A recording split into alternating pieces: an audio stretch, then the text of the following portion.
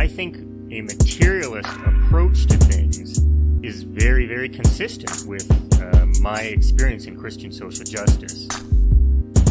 I feel like the deeper I get into anarchist practice, the deeper my faith is getting at the same time. I would hope that, securing means of life for all would be something all people of faith would say, oh yes, that's at the basis of what we believe. And those who are most marginalized know the most about the true, the good, and the beautiful.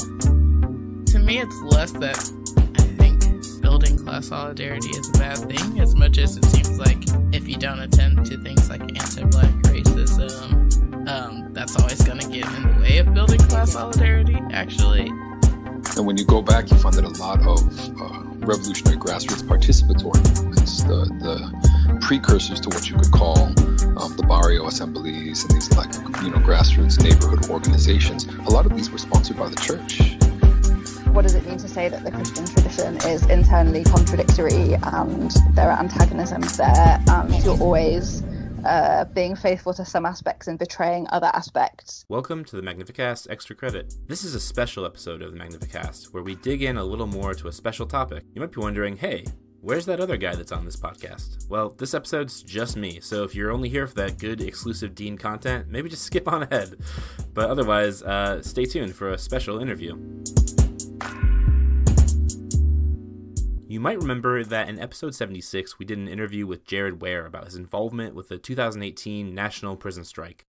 Toward the end of that episode, we asked him if he had any insight to what Christians that work in prisons, like prison chaplains, for example, thought about the strike. He said that he didn't, but he should find out. It seemed like a good question and something that I wanted to know a little bit more about, and I just so happen to have a friend who actually is a prison chaplain. So I thought that I would send her a message and schedule an interview, and we could find out kind of what the prison chaplain take is on the strike. After all, it seems kind of like an interesting and important question. Do Christians who are prison chaplains side with the strikers? Do they side with the institution? How does it all play out? So stay tuned for this interview, and we'll figure it all out together.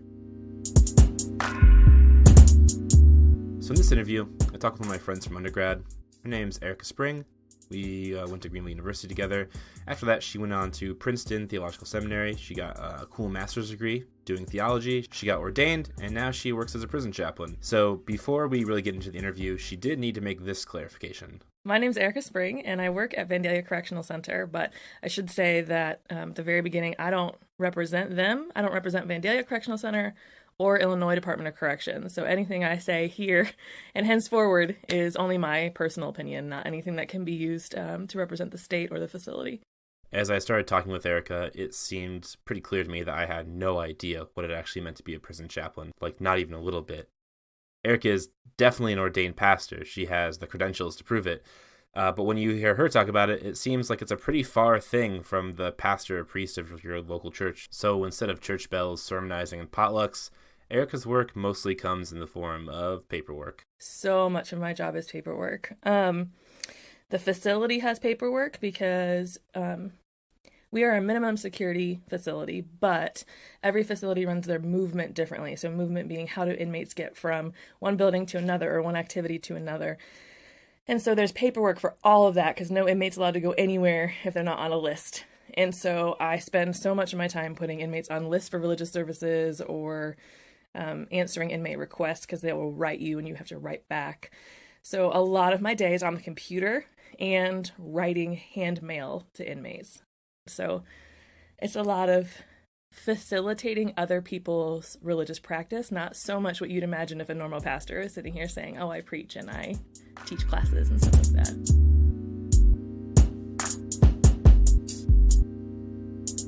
So a lot of the stuff I've talked to inmates about has been anxieties around their release date.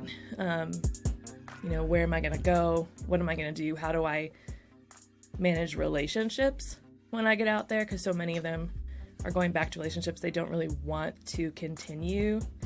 How do I stay clean?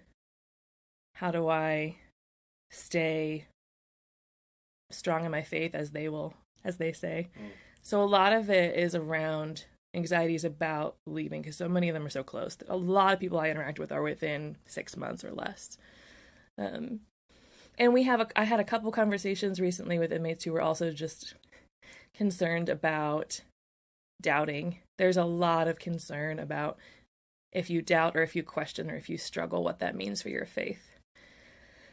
So we have lots of good conversations about that because I don't think the same thing. I don't think that means anything negative about faith at all. In fact, I think it's pretty integral to faith. So I try to sort of insert that without telling them what to do. Yeah. Hopefully this doesn't come off as a reactionary take. This podcast, that is, Dean and I both, are committed to the abolition of prison. I think that's something that's pretty clear from the 3 episodes we've done so far. Though from Erica's quick description, it does seem like prison chaplains are a positive force in carceral systems. We've cast a lot of aspersions in this podcast on prison guards and also police in the past, but I think there's a qualitative difference between working as a prison chaplain and, say, working as a prison guard. I can't speak for all chaplains. Some of them are probably bad. But facilitating religious worship is something small that makes an unlivable situation just a bit more amenable to prisoners. All that being said, before we move on, Erica did want to relate a little bit of the story about some of those chaplains who are less than good. I will say that a lot of chaplains that I know are Christian, so it's not required that you are to be a prison chaplain. It's required that you are some sort of licensed or ordained leader of a faith. But most chaplains I know are Christian in their affiliation, and most chaplains I know, not just from Illinois, are Christian and facilitate Christian practice of religion very easily and sort of make it difficult for other religions to practice in the prison. So there are a lot of laws that govern practice of religion in prison, a lot of First Amendment laws, a lot of cases that have been brought, inmates trying to fight to protect their First Amendment. So there's most of what I do is not my own decision. Most of what I do is, the state law of Illinois says, or this administrative directive says. And it says in there that we are required to facilitate the practice of any religion that an inmate is when they request services. If they don't request anything, it doesn't matter if I have 12 Hindus, then I don't have to provide it if they don't ask. But, for example, we have a library, a religious library that I'm in charge of facilitating, and it was all Christian books. We give out Bibles to anyone who requests them, but when any Muslims ask for Qurans, we just don't have any. Now, it's not required that I give out anything, because these are all donations. But a lot of chaplains I know will do things like that, go out of their way to get Christian materials, and not go out of their way to get any materials for other religions. So we're supposed to be interfaith chaplains, and on paper, we are. And by law, we are, because a lot of that stuff is just extra stuff we're doing, not anything we're required to do. But we tend to go the extra mile for whatever faith we are.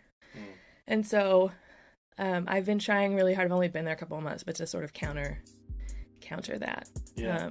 We just got a box of 300 Qurans, so I'm just handing them out to Muslims as well.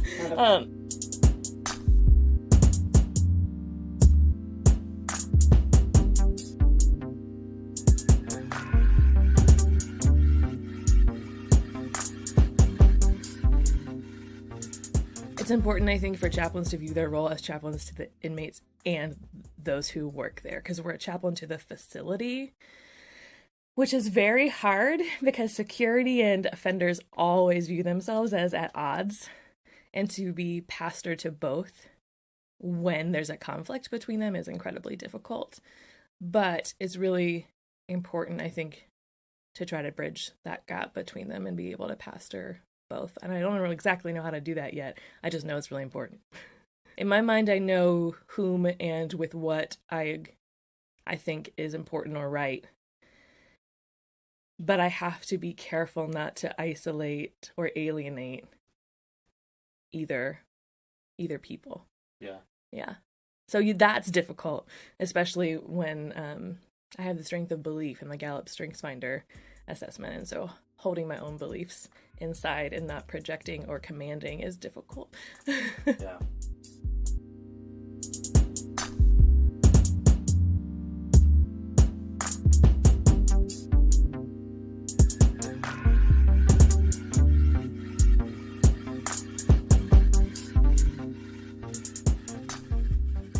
If you've ever listened to the Magnificast before, You know that Dean and I are not great theologians. We get politics, we get philosophy, we get media, but theology is something that's just a little bit over our heads. Instead of making any theological assumptions about incarceration and just goofing up in general, I thought that it'd be best just to ask Erica if theology was something that actually made a difference in her daily practice, or if it was something that was, too abstract. Basically, I wanted to know if Christian ideas about punishment and retribution versus salvation and healing actually made a difference in her life.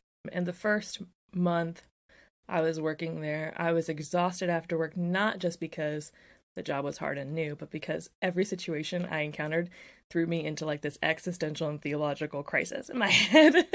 And so everything I encountered was just like, but it means 16 times what it looks like it means. There's a book written by a guy whose last name is Logan, I believe, and it's called Good Punishment with a question mark at the end. And he talks about different theories and ideas of punishments and as it relates to incarceration, right? So most people I know, including those who work at Department of Corrections, not just in Illinois, are in agreement that our prison system is punitive. That's not really debated even from my coworkers. There are people who work at DOC who really want rehabilitation and are trying very hard to make that the predominant foundation. But I don't think anyone's in disagreement that currently it's more punitive. And that's absolutely a problem for me, theologically. I can't find anywhere in the scripture that Jesus sort of behaves like that or commands us to treat each other punitively. I find grace and forgiveness and love sort of at the base of all Christian thought. And it's absolutely not something that the prison system is founded upon or incorporates at regularity. There's a lot of dehumanization that goes into the roles that people in facilities play. And I don't mean to equate the two, because inmates and security and administration, they're all very different, but they all suffer a certain kind of dehumanization just from working within a punitive system. There's no real resolution for me in that, except that I recognize I work within one, that it's not rehabilitative at the moment, and that I'm trying my best to sort of counter that as much as I can with with what I believe to be more humanizing and loving and gracious, without thinking that my individual efforts are going to completely change the entire Department of Corrections nationwide. It seems like my questions were answered. Theology does matter. Erica's particular theological position creates a lot of tension for her, but it also opens up her imagination for what could be possible. With these big theological ideas on the table, I asked Erica what's next. If incarceration isn't great, then what does she, a person of faith and someone with the inside knowledge of working within a prison, think would help or just would be better? Without much prompting, she jumped right into a structural social analysis about prison abolition, and it was a pretty interesting take. So this is, again, more tension that I try to live in. If I was just asked whether I favored reform of prisons or more abolition of prisons, I would lean towards abolition. So it's a weird question for me to answer, like what would make it more rehabilitative, when I also sort of want to say, well, incarcerating less people and almost getting rid of our prisons, because answering your question sort of makes me say, well, if a prison system still existed, what could we change on the inside of it to make it more humane? So I'll try to answer that, but also I guess I want to make it known that I'm not sure that's the answer either. Every facility is run differently. There are obviously laws that govern how, but things like can you talk, and where can you talk, and what kind of movement from one building to another, and how many programs can you be involved in, that's all set at each individual facility. So people's experiences at various facilities can range from, well, this one was really dehumanizing, but this one I felt like it was fine. So something more standard would probably be helpful. Something that and I don't think programming is the answer in and of itself, because a lot of rehabilitation focuses on programming. We'll have an AA class or a dialectical behavioral therapy class, and those are really useful. I just don't think that's completely everything. So I think a lot of it has to do with, honestly, training workers. I think every correctional employee needs to be trauma trained I think every correctional employee needs to be addictions trained. I think it has to do with de-escalation training. And I just finished training last week, and they did train on de-escalation. But I think all of those things, I think that a lot of the dehumanization doesn't come so much from policies or programs, but more from interactions between people, which I think can, if people are more aware of why people act the way they do, like trauma or addiction or whatever, then I hope that basis could like lead to them treating each other differently. Because a lot of people that I've spoken to are just not aware of how trauma changes the brain and how trauma affects behavior. They think that some of these inmates are acting out just because they want to be difficult.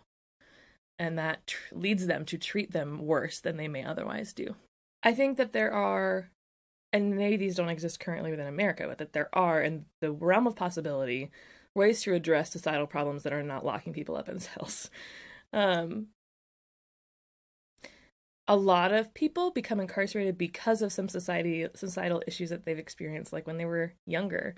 So certain things that don't seem like they're related to incarceration are, like helping like people get adequate medical care, helping people get adequate food, fair labor wages, making daycare for single parents cheaper. Like, a lot of these things don't have anything to do directly with incarceration, but they have everything to do with how these children are raised and how families develop, which will lead to certain behaviors later. So I think I'm in favor of abolition because all of those things are more sustainable. They address the problem at a collective level, not an individual level, and a lot of our current prison system addresses it as if it's an individualistic problem. So I was raised not at all to believe in biblical like literacy or inerrancy, but I was raised with a stronger emphasis on a more literal, not completely literal, but a more literal reading of the Bible than I currently possess. Somewhere along my journey, I have transitioned into sort of maybe believing in like this overarching narrative of scripture rather than like specific one-liner verses that you can pull out of scripture. So the overarching narrative that I see when I read the Bible or when I talk about Jesus is that Jesus' death on the cross, a lot of American Christianity focuses on that as being very individualistic also. It forgives your sins. You, Matt Bernico, are suddenly sinless because Jesus died on the cross for you. I don't mean to say that that's not true, but I do mean to say it's not complete. And a lot of my beliefs about sort of the collective and systemic necessities come from a belief that when Jesus died on the cross, it was a systemic upheaval also. It was not just about him dying for me, but it was upending the power of Rome at the time, upending injustice, sort of submitting himself to an unjust system, everyone, and exposing it for what it is, and then conquering that system and the powers of this world by being God's son and raising from the dead. So there's a broader perspective of Jesus's life and death on the cross that can be taken than what a lot of American Christianity makes it out to be. And when I started to realize that it wasn't just about my sins, I started to view the importance of systems and alternative Christian systems sort of than that of the world. So when the Bible talks about, we should be in the world but not of it, I don't think that means we should be living in the world but not swearing or drinking. I think it means we should be in the world and not abiding by its rules or systems because that's not our governance. Erica lays out a view of Jesus that seems pretty in line with the way we talk about it on this podcast, but it is at odds with a lot of U.S. Christianity. Being a Christian doesn't mean just falling in line with the empire, but doing things the way Jesus might have done, which, means flipping over tables and giving people fish.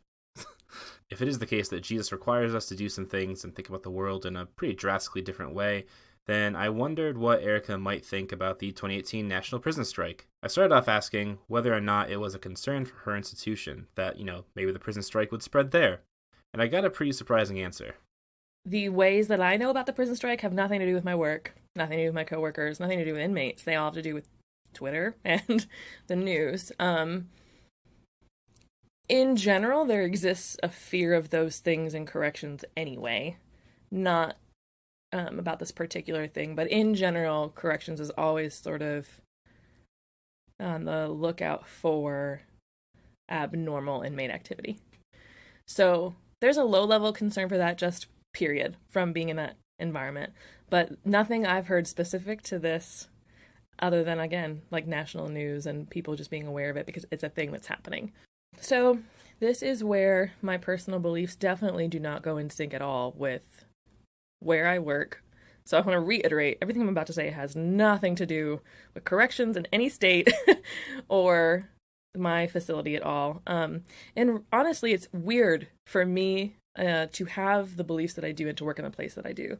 So my personal beliefs about the prison strike are, I think it's awesome. Like, I think it is important for inmates to make their voices heard because A, it's pretty impossible to do that. B, if they are heard, they're very rarely heard outside of the walls of the prison itself. And I'm a big believer in activism of any kind anyway, not just prison activism, but any kind of protest or organized nonviolent action. I'm a big fan and participant of those things on my personal time. The question of efficacy is always a hard one, but also one that I don't know is ultimately the most important thing. It is important. Obviously, we want change, and inmates want change. They're not doing this just for fun.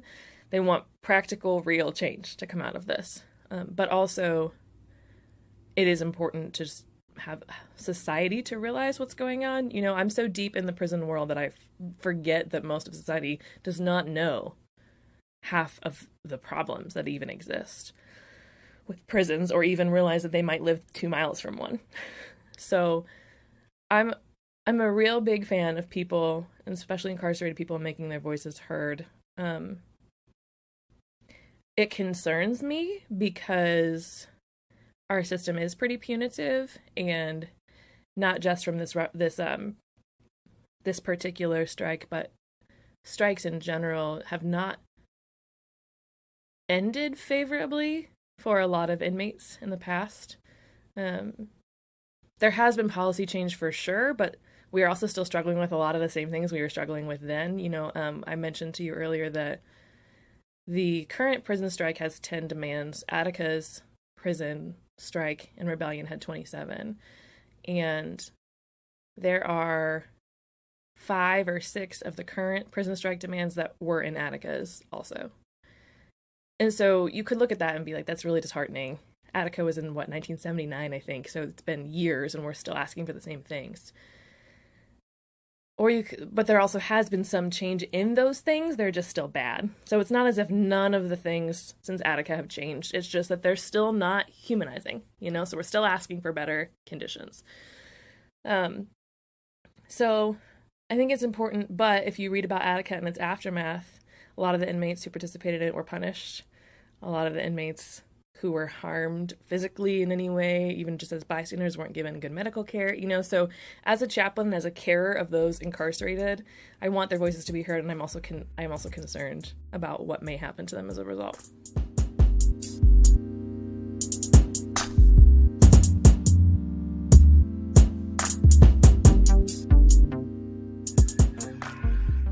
I had a friend who was not unsympathetic, but was not moved by my passion for incarcerated peoples until her father got incarcerated.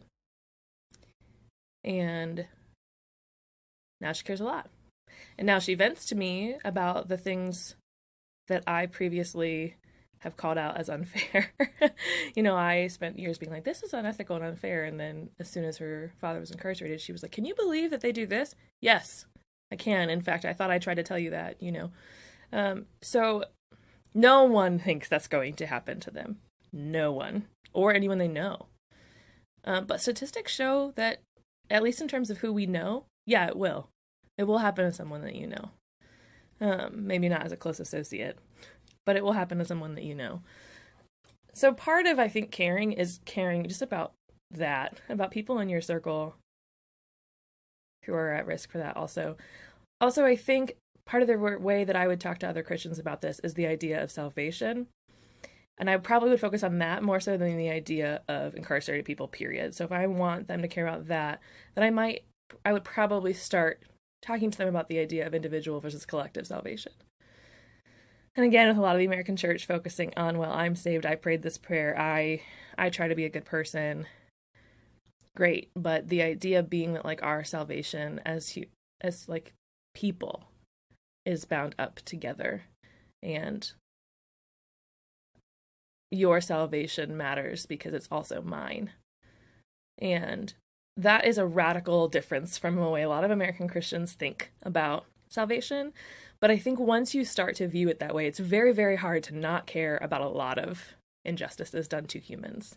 And so, because that's a basis for me, sort of the idea of collective salvation and collective humanity, I would probably try to start pitching that to other Christians from that perspective and seeing if I can branch out from there. Because you're right, a lot of Christians aren't compassionate. If I just walk around saying, hey, you should be more loving, it's never going to work. Even though it should work. Yeah. One of the things that is a pretty common thread that I hear from inmates in general is, can you imagine being known only by the worst thing you ever did? Which is just heartbreaking. Because, so I guess one of the other things I would say to people who don't care about inmates for some of those reasons, right? That's not an uncommon reason. Well, they've done something bad, of course they should be punished. Okay, but really, haven't you? Maybe not to the same extent, or maybe you have. So, for example, in New Jersey, I worked with a woman who had gotten drunk, drove, and killed someone. So she's incarcerated for 6 years. And I have friends who have also drove drunk. Did they make different decisions? Absolutely not. But the consequences were different. And so, really, and especially in situations like that, there's absolutely no difference between my friend and that incarcerated woman. There's not. There's no difference in character. There's no difference in desire. There's no difference in morals. There's literally just a difference in who was driving on the road that night. So I think starting there rather than with the really extremes, well, this person killed 6 people, is a little helpful to get people to start caring. The situation that incarcerated people find themselves in is hard. Not only are the conditions themselves bad, hazardous to their life, and just plain unjust, but everyone else on the outside of that enclosed space has already passed judgment on their life and their moral worth. Theology, reform, abolition are all just nice and big ideas. But what can people actually do? Is there any contributions that Christians can specifically make to the abolition and liberty of the incarcerated? Or is it kind of hopeless? I don't know that my answer to what can Christians do is inherently different than what can just people do. Obviously Christians may be doing it from a different standpoint, different reason, but I think it's really important in things like this to partner with people who don't believe like you also. So there are plenty of campaigns out there. So Ban the Box campaign, I'll explain it for anyone who doesn't know, is when you're released from incarceration, on job applications, there's a box that says, have you ever been previously convicted of a felony? And it's a big deal in not getting jobs. So there's a campaign out there to ban the box. There's a campaign out there to get inmates the right to vote. Because once you are convicted of a felony in certain states, most states, just not all of them, you can't vote.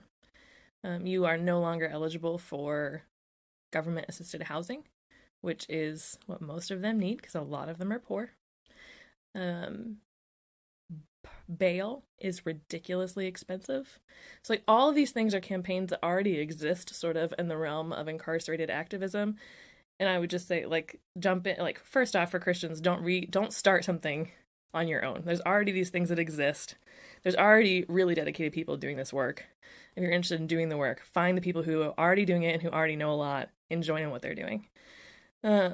Secondly, look up where a prison is to you. You probably live closer to one than you think you do. Federal or state or county jail. You definitely live closer to one than you think you do. Also, ICE facilities are another one you can look up. And see if there are programs there. See if there's a group that goes in to teach, see if there's a group that goes in to visit. If that's, not your thing, cool. You don't have to, I don't think there's one way you have to do it. I don't think you have to go visit inmates or you have to go protest in the street. I think you need to find what ways you can do and just do something. Also, it's really important, I think, for Christians to evaluate where they're spending their money. And not just spending their money, but where They are investing and buying things because a lot of companies benefit from prison labor and are making a ton of money off of inmates. And so Christians de-investing in some of those companies until they pay fair wages or until they, would be also really useful. But that all those things require work and time and effort, which is the barrier to people doing it. Some people might not be against changing how they spend their money, but they're against doing the 2 hours of research it would take to find out what companies to stop buying from.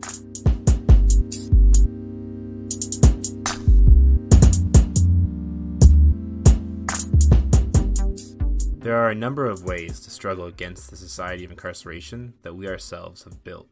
I think that it's imperative that Christians take up this struggle. As we often recognize in this podcast, too much of Christianity has been complicit in the construction of an unjust society. It is a moral failure for Christians not to work to thwart incarceration and the linked societal maladies that lay at the root of incarceration. Hopefully, Erica's words on her experience as a prison chaplain and her thoughts on reform and abolition might strengthen that abolitionist impulse that is already present within Christianity. I think it's like Vincent Lloyd and Josh Dubler say, just as America has a prison culture, America also has an abolition culture. Just as American prison culture is religious, American abolition culture is also religious. In an expansive, critical, and practical sense, religion must be woven into the growing prison abolition movement. In righteous struggle as spiritual revival, let us conjure together the spirit of abolitionism, and let us tumble the prison walls down. I don't wanna get up for church in the morning, souls alive. Heaven come to earth and there won't be no church. We'll meet down by the riverside. There we'll swim with all creation. Never get tired, never bored. Don't worry, someday there'll be no dam between us and our Lord.